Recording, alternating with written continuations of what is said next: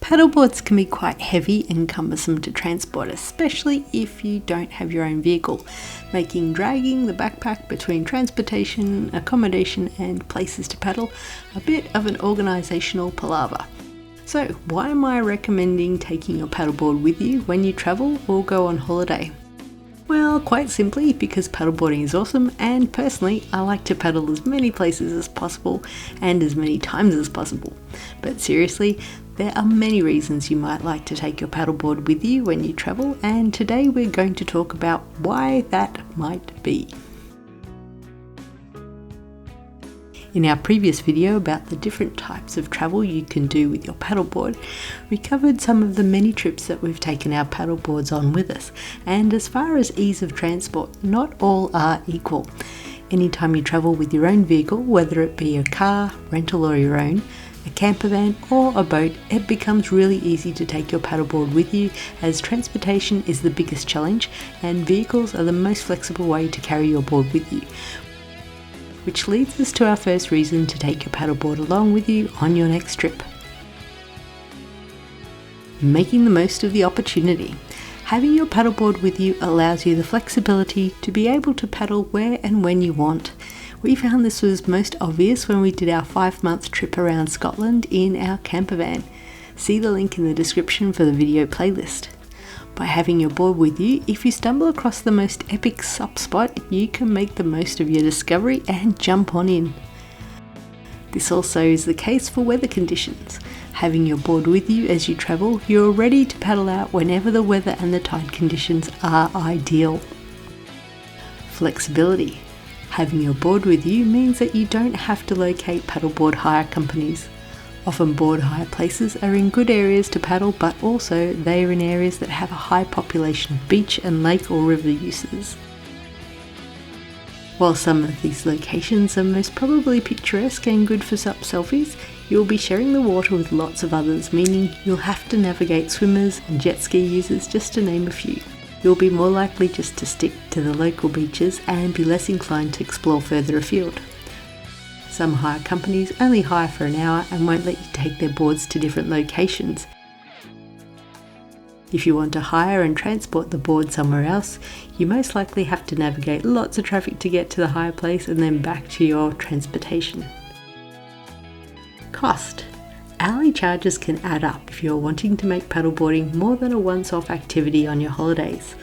So long as you don't have to pay excess baggage to take your board with you, then you're already ahead. If you're allowed a daily rental, you'll need to ensure you're back from your adventures further afield during office hours of the rental company, which might mean you miss out on that epic sunset sup. Taking your own board with you means that you have your own gear that you're more familiar with and have more confidence in using. This means that you won't be stuck with a rental board of lesser quality or that might not be as stable and comfortable to use as your own. Believe me, using someone else's board can really ruin a good paddleboarding experience if you feel unstable or uncomfortable.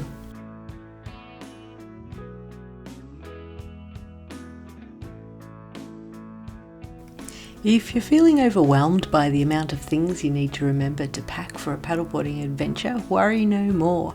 I've got you covered.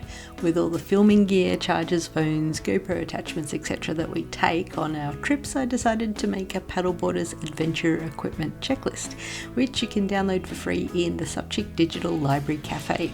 Link is in the description below. If you have any suggestions about items to add to this list, let me know and I will add them, as this is work in progress. Leave your suggestions in the comments below. Now back to the video. If you like taking videos and photos on your sup explorations and have your own board, you'll also have your own filming and photography setup too.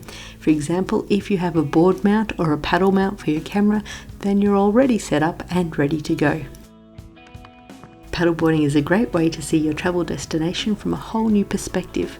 Depending on where you are paddling, you'll get to see the world from a different angle, and often one that not many people get to experience. I always remember exploring Glasgow by paddleboard. While it might not be a tropical getaway that people dream of for the summer, paddling through urban environments allows you to see part of the city that has its own history. especially in the case of canal systems, as often they're not in use as much as in the era in which they were built.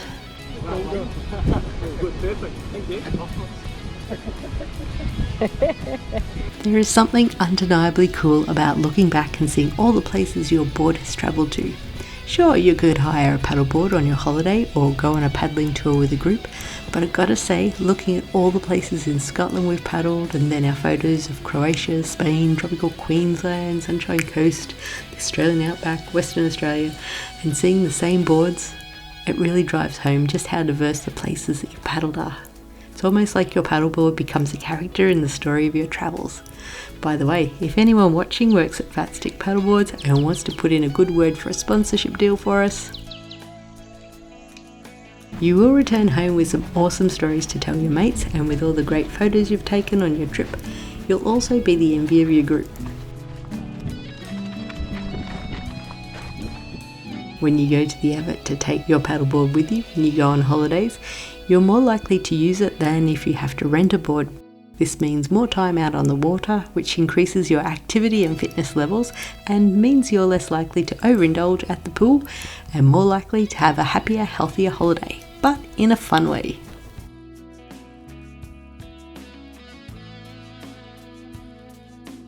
Paddling in a different region to what you're used to means that you may develop paddling skills that you wouldn't otherwise engage in your normal sup spot. For example, if you typically paddle in a lake or on a river and you are holidaying at the beach with a surf break, you can have a go at learning how to sup surf. Taking your paddleboard with you on your travels or when you go abroad can be an awesome way to make some new memories and experience your destination in a new way. Paddling keeps you fit while you're away and can help you with new skills and become a better paddler with a more diverse range of skills than before. If travelling or holidaying with your paddleboard is something that you would like to learn more about, then check out our paddleboard travel playlist. If you're travelling by plane to your destination, then check out our video How to Pack Your Paddleboard for Air Travel. And if you're looking for different types of travel experiences to take your paddleboard with you, then check out our video Holidaying and Travelling with Paddleboards. While you're at it, download our free paddleboard adventure equipment checklist to make sure you remember all the important gear when you embark on your paddleboarding holiday. Thanks for watching our video on why to take your paddleboard with you when you travel. We'd love it if you'd like to share the reasons you take your paddleboard with you when you travel in the comments below, along with any helpful tips you've discovered. If there's anything you'd like to see a paddleboarding video on, let me know, as I enjoy making videos that are helpful and that people really want to watch. Remember to subscribe, click the thumbs up and turn on notifications so you're the first to know when the next video is released. And help us share the paddleboarding love and grow the SUP community by sharing this video with your paddleboarding mates. I'll see you next time.